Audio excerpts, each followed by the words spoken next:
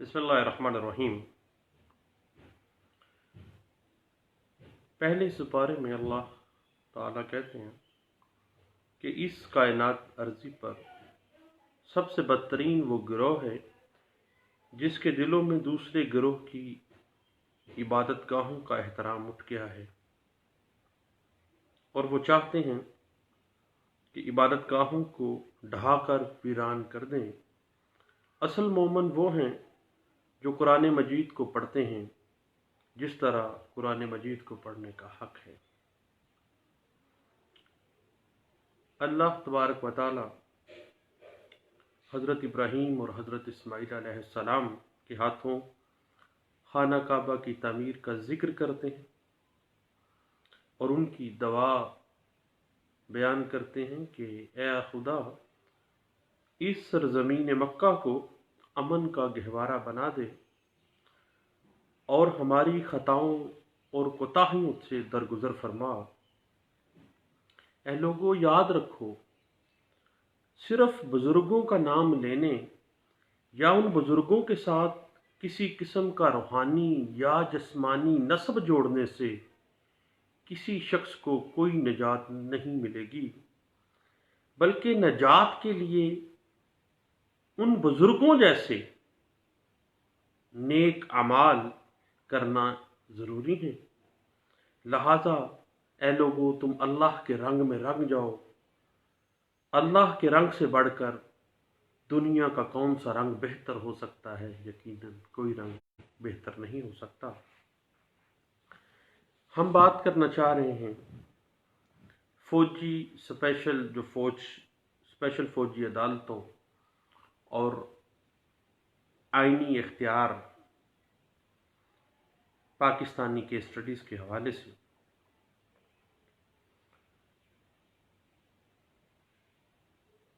جہاں تک معاملہ ہے فوجی عدالتوں کا، تو پاکستان میں مور دین 37-38 ایئرس مختلف فوجی حکمرانوں نے حکومت کی ہے، اور یہ بات ذہن میں رکھنے والی ہے کہ جب بھی جمہوریت کو سبوتاژ کیا جاتا ہے اور فوجی امر بطور حکمران سامنے آ جاتا ہے اور سارے نظام کو سنبھال لیتا ہے، تو پھر انسانی بنیادی حقوق جب ڈسٹرب کیے جاتے ہیں، انسانی بنیادی فنڈامنٹل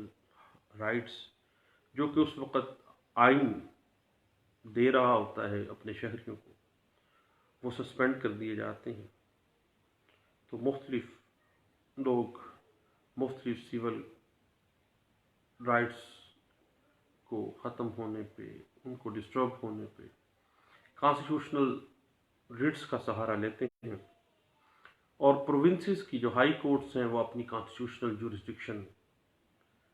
احسن انداز سے استعمال کرتی ہیں۔ پاکستان میں 1979 میں پہلی دفعہ صدر ضیاء الحق نے ملٹری کورٹس قائم کی تھیں۔ اس کے بعد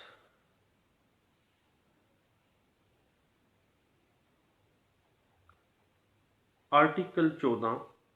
international covenant on civil and political rights, جو کہ پاکستان نے 2010 میں سائن کیا تھا، اس میں پاکستان نے اس بات کو ریوائیو ہوئی یہ بات کہ جب بھی کوئی ملزم گرفتار ہوتا ہے کسی جرم میں، تو ملزم چونکہ اپنے ملک کا آزاد شہری بھی ہوتا ہے اور تمام حقوق اس کو حاصل ہیں، اور بطور ملزم بھی کچھ قانونی اور آئینی حقوق اس کو مل جاتے ہیں، تو article 14 international covenant on civil and political rights Pakistan نے جب 2010 میں سائن کی، تو اس میں یہ بات ریوائیو کی گئی کہ ملزم جو ہے اس کا آزادانہ، غیر جانبدارانہ اور اوپن کورٹ کے اندر ٹرائل جو ہے وہ مینڈیٹری پروویژن ہے، وہ لازمی اس بات کا خیال رکھا جائے گا۔ لیکن 2014 میں آرمی پبلک سکول کا سانحہ آ گیا اور 2015 میں 21ویں ترمیم کرتے ہوئے، یہ واحد ترمیم ہے جو 6 جنوری کو بل پیش ہوا اور 7 جنوری کو امینڈمنٹ مکمل ہو گئی، اور 2015 میں 21ویں ترمیم میں ملٹری کورٹس کا قیام عمل میں لایا گیا۔ اس کے بعد 23ویں ترمیم کرتے ہوئے اس کو 2 سال کے لیے اس میں توسیع کر دی گئی، 2017 کے اندر، اور 2019 تک جو ہے ان کی توسیع کی گئی ہے۔ اس کے بعد کانسٹیٹیوشن آف پاکستان 1973 میں 28ویں امینڈمنٹ کرتے ہوئے ملٹری کورٹس کو باقاعدہ کچھ پروسیجر الاٹ کر دیے گئے کہ پہلے ایسے ہوتا تھا کہ ان کی جورسڈکشن پبلک نہیں کی جاتی تھی، ان کا ٹرائل اوپن نہیں کیا جاتا تھا، حتیٰ کہ ملزم کو کاپیز تک نہیں دی جاتی تھی، حتیٰ کہ ملزم کو اپنا دفاع کے لیے کوئی وکیل کرنے کی اجازت نہیں دی جاتی تھی، سارا معاملہ بیرکس میں بیٹھ کے حل کیا جاتا تھا، ساری عدالتیں بیرکس میں لگ جاتی تھی۔ 28ویں ترمیم میں باقاعدہ طور پر اس کا پروسیجر اڈاپٹ کرنے کے لیے کوئی لاہ عمل پروسیجر ان کو امپاور کیا گیا کہ 24 گھنٹے کے اندر ملٹری کورٹ میں ملزم کو جس طرح دوسری کورٹس میں پیش کیا جاتا ہے اس طرح پیش کیا جائے گا، اور ملزم کو باقاعدہ طور پر اپنا وکیل اپوائنٹ کرنے کا حق ہونا چاہیے، جو اس کے ملزم کے بنیادی حقوق ہیں اس کو ملنے چاہیے۔ اب پاکستان کی باقاعدہ اگر ہم دیکھتے ہیں تاریخ میں تو بعض اوقات ایسے ہوتا ہے کہ جو پولیٹیکل گورنمنٹس ہوتی ہیں، پولیٹیکل گورنمنٹس ملٹری کورٹس کے ذریعے حکومت کرنا اور اپنے مقاصد حاصل کرنا چاہتی ہیں، اپنے آپ کو پولیٹیکل گورنمنٹ بھی کہنا اور ملٹری کورٹس کے ذریعے حکومت کرنا، ایک ایسا معاملہ سامنے آتا ہے جو کہ ایک ہی کیس میں ایک ہی طرح کے کیسز میں معاملہ چلا جاتا ہے، لاہور ہائی کورٹ میں اور سندھ ہائی کورٹ میں، اس میں خوب بحث ہوئی، اور یہ کیسز باقاعدہ لاہور ہائی کورٹ میں PLD 1980 Lahore high court page 206 کے اندر اس کیس کو انٹرپریٹ کیا گیا تھا۔ اس سے پہلے کراچی ہائی کورٹ میں یہ بات پہلے بھی واضح کی گئی، PLD 1977 Karachi high court page 604 کے اندر اس میں واضح کر دیا گیا کہ جو حکمران اپنے آپ کو سیاسی حکومت کے طور پہ پیش کرتا ہے، پولیٹیکل گورنمنٹ بنائی ہوئی ہے، پولیٹیکل سٹرکچر موجود ہے، جمہوری سٹرکچر موجود ہے، لیکن ملٹری کورٹس کے ذریعے رول کرنا، اپنے بدلے لینا اپنے مخالفین سے، یہ تمام جو اقدامات ہیں یہ غیر قانونی اور غیر آئینی ہیں۔ اس کے بعد ملٹری کورٹ سائل کو، ملزم جو ہے اس کو اگر سزائے موت دیتی ہے اور اپیل کا حق نہیں دیتی، ایک دفعہ ایسے ہوتا ہے کیس میں سامنے آتا ہے کہ ملزم کو سزائے موت دی گئی ہے لیکن اس کو اپیل کا حق نہیں دیا گیا۔ اب یہ بات جو ہے، یہ بات تو تھوڑی سی غیر قانونی سی لگتی ہے کہ فوجی عدالت کا اختیار سے تجاوز کرنا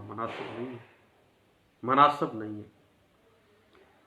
لیکن ملزم چونکہ دہشت گردی اور ملک دشمن عناصر کے ساتھ ملوث رہا ہے، اس لیے ملزم کے خلاف جو فوجی عدالتوں کی کارروائی ہے وہ نیک نیتی پہ مبنی ہے، اس لیے سزائے موت تو ہوگی نہیں، اور یہ بات انٹرپریٹ ہوئی تھی پشاور ہائی کورٹ کے ایک فیصلے میں، PLD 1990 Peshawar high court page 63 کے اندر اس بات کو انٹرپریٹ کیا گیا تھا۔ اس کے بعد اسپیشل فوجی عدالتوں کی غیر قانونی تشکیل کو کبھی بھی آبجیکٹ نہیں کیا گیا. اس کے خلاف جب بھی اسپیشل فوجی عدالتوں کا قیام کیا جاتا ہے تو فوری طور پر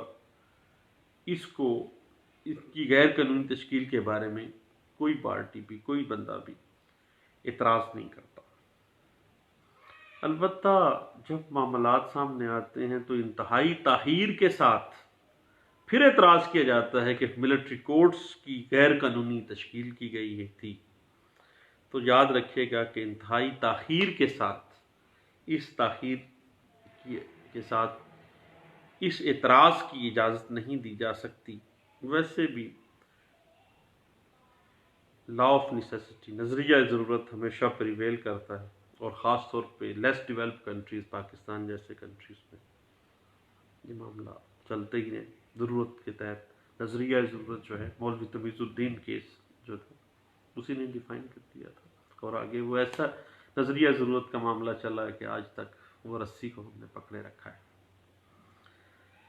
اب یہ بات انٹرپریٹ بھی ہوئی ایک کیس لا میں کہ بھائی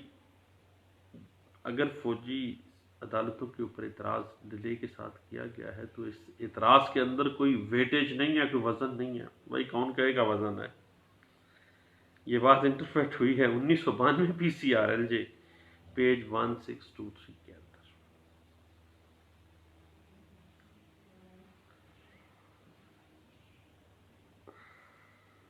اب فوجی عدالتوں کے ذریعے اگر کسی ملزم کو دہشت گردی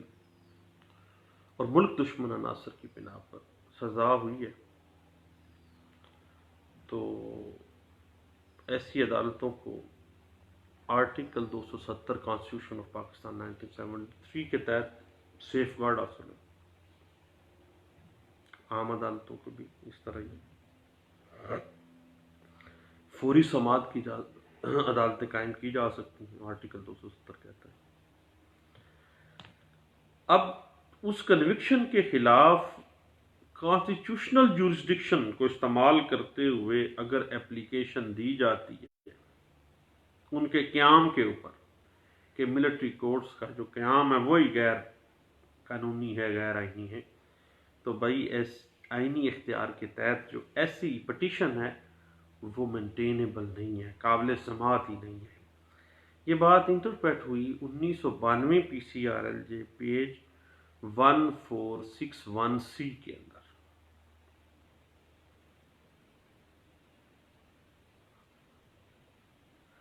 اس کے بعد آرٹیکل 270A میں جو انٹرم مارشل لا کے اندر جو انٹرم قوانین بنائے جاتے ہیں، زیادہ اور کی بات ہے. اس سے پہلے بھی جو معاملات چل رہے تھے ملٹری کے، اس میں واضح کر دیا گیا کہ 5 جولائی 1977 سے لے کر 30 دسمبر 1985 تک جتنے بھی مارشل لا ریگولیشنز اور مارشل لا کورٹس کا قیام اور جتنے بھی مارشل لا کے ترمیمی ایکٹس بنائے گئے ہیں وہ article 270A constitution of Pakistan 1973 کے تحت سیف گارڈ حاصل کر گئے تھے. اور ایسے قوانین جو ہیں مارشل لا ریگولیشنز کے مارشل لا سے متعلقہ، جن میں حتیٰ کہ بنیادی انسانی حقوق بھی سسپینڈ کیے گئے تھے، ایسے قوانین کو کسی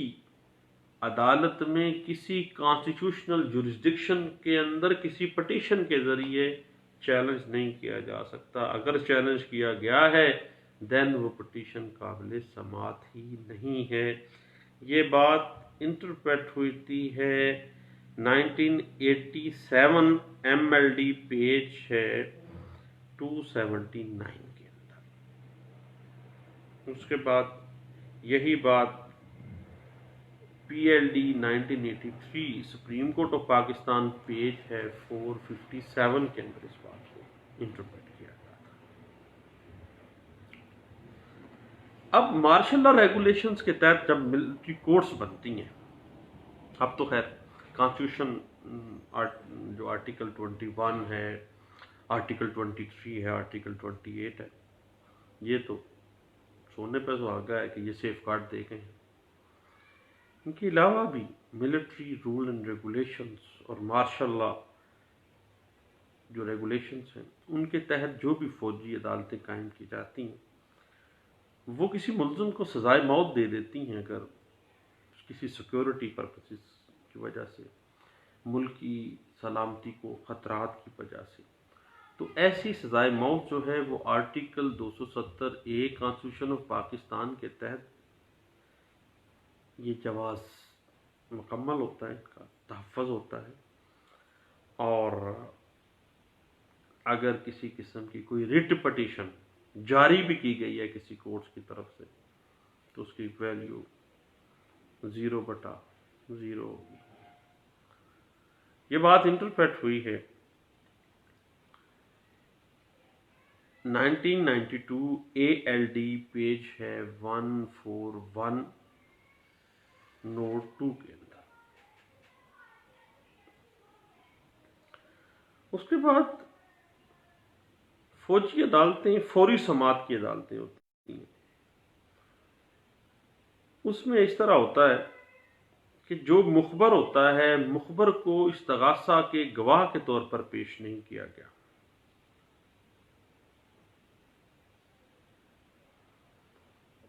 اب بات تو وہی ہے جو ہماری پنجاب پولیس والی کہ مخبر کے مخبر خاص نے خبر دی ہے، تلاش کرتے رہیں کبھی زندگی میں نہیں ملے گا مخبر کا مخبر خاص۔ لے جناب، اب فوری سماعت کی فوجی عدالت نے سزا دے دی ہے، سزائے موت ایک بندے کو جاسوسی کے الزام میں کہ یہ ملک تحفظ کو نقصان پہنچا رہا تھا اور جاسوسی کر رہا تھا،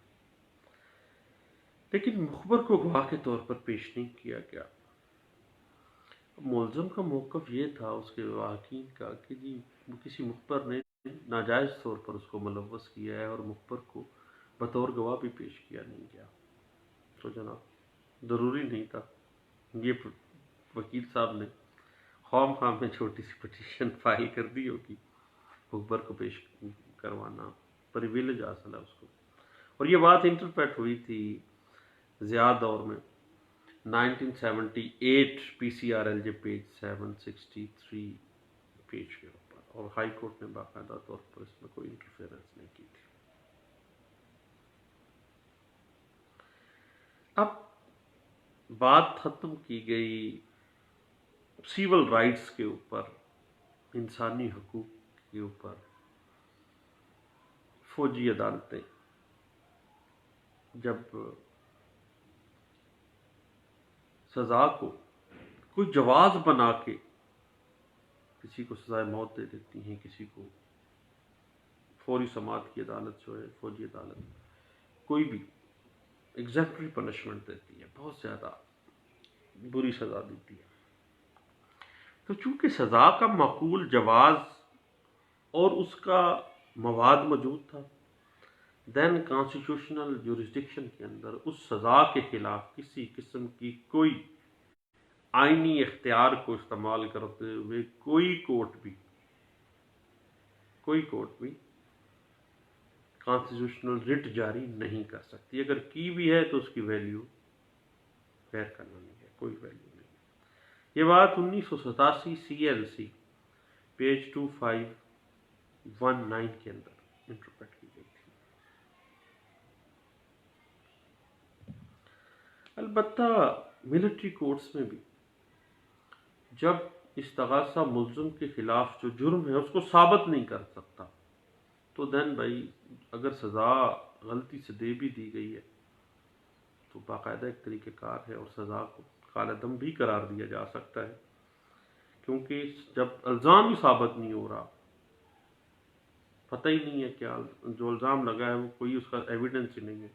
دین ایسی صورت میں سزا ملٹری کورٹس میں بھی نہیں برقرار رکھی جا سکتی۔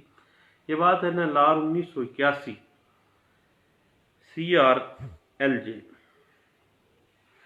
پیج ہے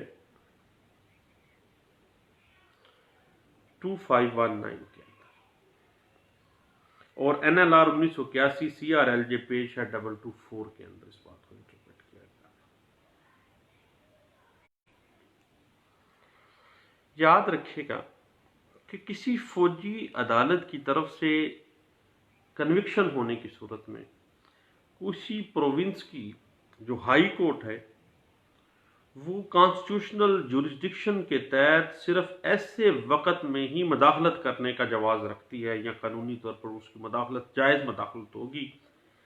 جب فوجی عدالت نے اپنا اختیار سے تجاوز کیا ہے، بغیر اختیار کے کوئی پار استعمال کی ہے، یا بدنیتی کے ساتھ کوئی کام کیا ہے، یا بدنیتی کے ساتھ سزا دی ہے۔ اور یہ بات انٹرپریٹ ہوئی 1989 MLD پیج 3783 کے اندر۔ اس کے بعد ایک بات سامنے آئی، رشوت کے الزام میں ایک بیوروکریسی کا آفیسر پکڑا جاتا ہے۔ اب بیوروکریٹ جو تھا اس پہ الزام لگ گیا ہے 5247 قانون انسداد رشوت ستانی کا۔ اب چونکہ بیوروکریٹ نے جو کرپشن کی ہے اس میں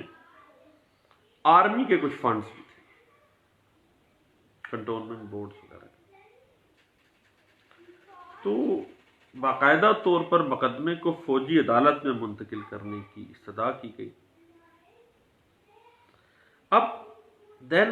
جو ہائی کورٹ کی کانسٹیٹیوشنل جورسڈکشن انڈر آرٹیکل 199 ہے وہ سامنے آ جاتی ہے، اور یہ بات کا تجزیہ کرنے کا اختیار مکمل طور پر ایک کانسٹیٹیوشنل جورسڈکشن کے اندر ایک ہائی کورٹ کے پاس ہوتا ہے کہ وہ اس حقیقت کا تجزیہ کرے کہ کیا یہ معاملہ فوجی عدالت کے روبرو جا سکتا ہے۔ چونکہ ایک انسداد رشوت ستانی کا معاملہ ہے، ملک کی دفاع اس میں انوالو نہیں ہے، ملک کے خلاف کوئی سازش نہیں کی گئی، جاسوسی نہیں کی گئی ہے، تو پھر فوجی عدالت میں ٹرائل کرنا اس بیوروکریٹ کا ناجائز ہے اور غیر آئینی اور غیر قانونی تصور کیا گیا۔ اور یہ بات انٹرپریٹ بھی ہوئی تھی 1979 PCRLJ پہ نوٹ 10 ہے اور پیج 7 کے اوپر یہ انٹرپریٹ کیا گیا تھا۔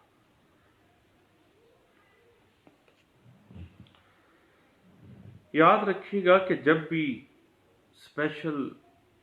ملٹری کورٹس کی طرف سے کسی کو سزائے موت دی جاتی ہے تو چیف مارشل ایڈمنسٹریٹر یا چیف آف آرمی سٹاف جو ہے وہ اس سزائے موت کے آرڈر کی ریٹیفیکیشن کرتے ہیں، توثیق کرتے ہیں، اور اس ریٹیفیکیشن کو، اس توثیق کو article 270A constitution of Pakistan 1973 کے تحت تحفظ حاصل ہے، اور ایسی سزا برقرار رکھی جائے گی اور اس کو ایگزیکیوٹ کروایا جائے گا۔ اس کے خلاف کسی بھی ہائی کورٹ میں یا سپریم کورٹ میں کوئی کانسٹیٹیوشنل جورسڈکشن اس کے خلاف استعمال نہیں کی جائے گی۔ یہ بات انٹرپریٹ بھی ہوئی PLD 1987 Karachi high court page 508 کے اندر۔ اس کے بعد ملٹری کورٹس اپنی آئینی اور قانونی حیثیت رکھتی ہیں، اور یہ بات انٹرپریٹ ہوتی ہے کہ ملٹری کورٹس اپنی آئینی اور قانونی حیثیت میں ایک فوری سماعت کی باقاعدہ عدالتیں ہیں، ان کا ایک اپنا طریقہ کار باقاعدہ طور پر قانون اس کی اجازت دیتا ہے، آئین اس کی اجازت دیتا ہے۔ یہ بات انٹرپریٹ ہوئی PLD 1999 supreme court of Pakistan page 504 کے اندر۔ البتہ یاد رکھیے گا ملٹری کورٹس کا کوئی بھی ایسا آرڈر، کوئی بھی ایسی کنوکشن یا اکویٹل جو بدنیتی کے اوپر مبنی ہوگی یا اتھارٹی کے بیانڈ جا کے انہوں نے وہ کام کیا ہے، دین کسی بھی کانسٹیٹیوشنل جورسڈکشن رکھنے والی جو کورٹ ہے، ہائی کورٹ ہے یا سپریم کورٹ ہے، اس میں مداخلت کرنے کی مجاز ہے، ادروائز نہیں ہے۔ یہ بات انٹرپریٹ ہوئی P L D 1988 Lahore high court page 49 کے اندر۔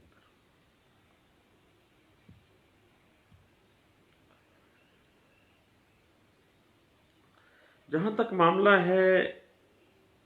بدنیتی کا، تو بدنیتی کے بارے میں